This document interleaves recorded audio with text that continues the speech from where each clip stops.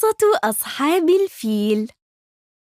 توجد الكعبة المشرفة بمكة المكرمة بالسعودية، يذهب إليها الحجاج من كل مكان ليطوفوا بالكعبة ليعبدوا الله الخالق.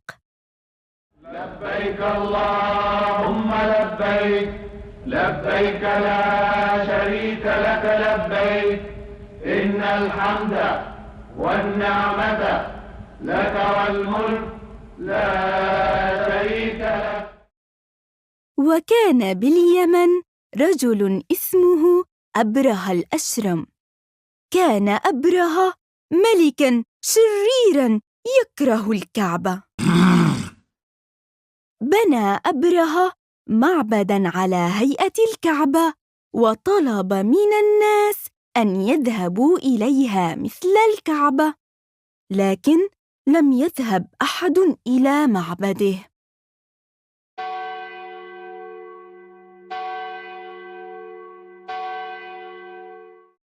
غضب أبرهة وجهز جيشاً فيه فيل عظيم ليهدم الكعبة.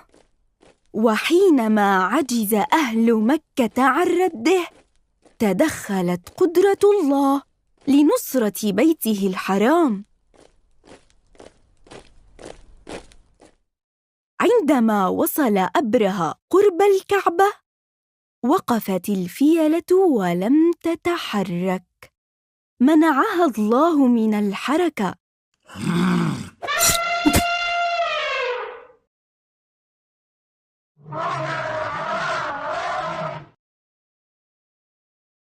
وأرسل عليهم طيراً مثل العصافير، وفي أقدامها حجارة صغيرة من نار جهنم.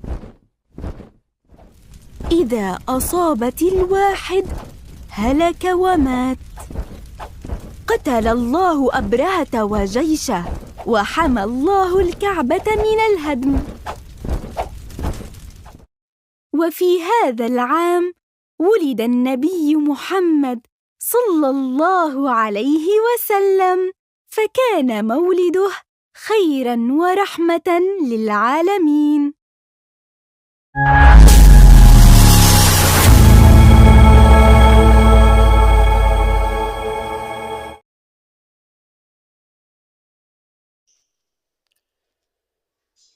أعوذ بالله من الشيطان الرجيم. بسم الله الرحمن الرحيم. ألم تر كيف فعل ربك بأصحاب الفيل؟ ألم يجعل كيدهم في تضليل، وأرسل عليهم طيرا أبابيل ترميهم بحجارة من سجيل فجعلهم كعصف